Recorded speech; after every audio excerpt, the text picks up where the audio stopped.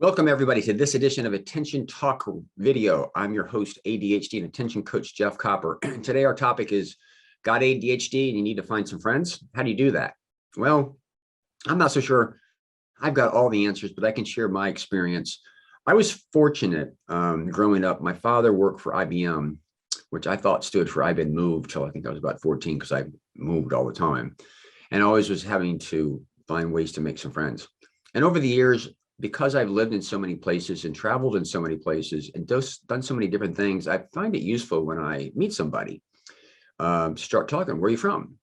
Or what do you do? I'm always asking questions to search for commonality. Oh, you used to live, you're from Houston. Well, where in Houston? Oh, I was in Deer Park back in the late 60s. My dad worked on the space program. Having those inquiries to try to find something in common is a useful way to kind of get to know somebody when you're first kind of meeting them. So the idea really is to inquire to find that fact that you both have in common, because then you have an area to speak to.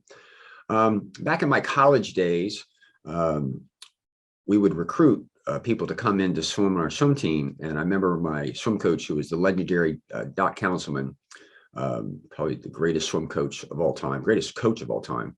When we have recruits come in, he'd say, talk about them. Again, kind of what I just said, ask them, try to find out what they're interested in, and use their name. A person's favorite word in the English language is typically their name. So use their name, John, and talk about them as a means to get to know them. So how this kind of plays out a little bit is, until I got out of college, whenever I went somewhere, I was in sports. So if I was on the swim team or the football team or the track team, you kind of had something in common, and that was whatever the sport is that you were dealing with. And you could find other common interests that would split off as a result of that. Going to college was easy for me because, like I said, I left high school, went to Indiana in the middle of nowhere, jumped on a swim team, instantaneously had something in common with 40 people and was off to the races. I found other friends, but again, it was very participatory because I was in a group.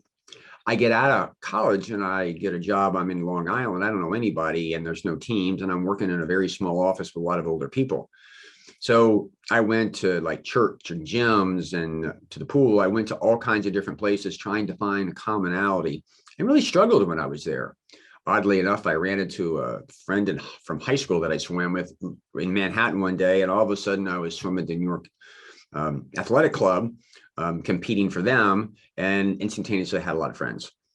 You see the theme here is to try to find people with kind of common interests, etc., in order to get there. So fast forward, I'm down in Tampa and I had an opportunity. We have our version of Gasboro, Mardi Gras, it's called Gasboro, and there's simply just a social club.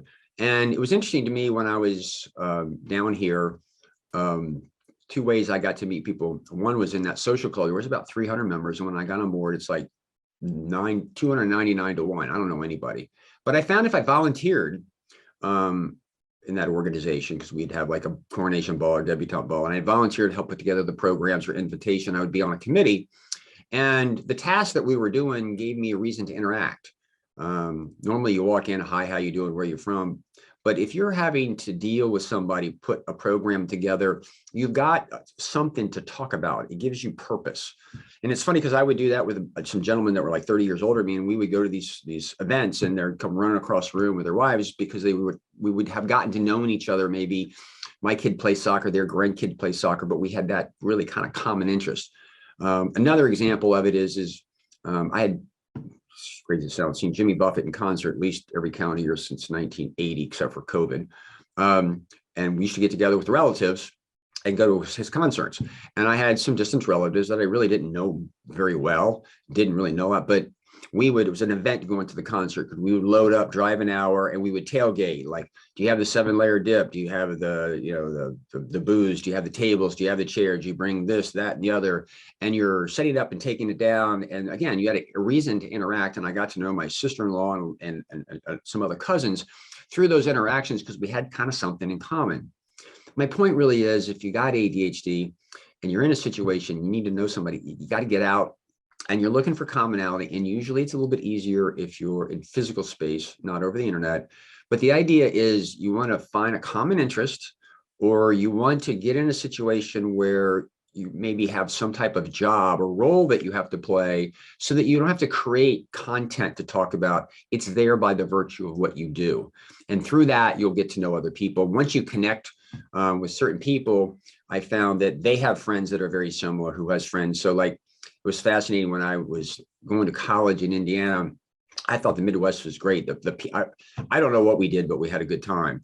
I found myself years later in Tampa, and oddly enough, for the first 7 or 8 years, all my friends that I ran around with were from the Midwest, Ohio, Indiana, Michigan, Wisconsin. It's been diversified, but again, there was this commonality that's there. And as you begin to search for that type of stuff, it can be really easy, because once you connect with one person, you'll get to know their friends and their friends and their friends, and it kind of goes from there. So, all right, this does take a little bit of effort to get out and do it, but it's some tips that I have found to be very useful. I hope you find them useful as well. If you're new watching our videos, please subscribe to our channel. Also, comments, thoughts. What do you have any other tips? Anything that's worked for you? Also, one last thing, if you find value in what we do, we'd certainly appreciate tip in the thanks jar at the bottom of the screen. So with all that, thanks for watching. We hope you've enjoyed this edition of Attention Talk Video. Take care.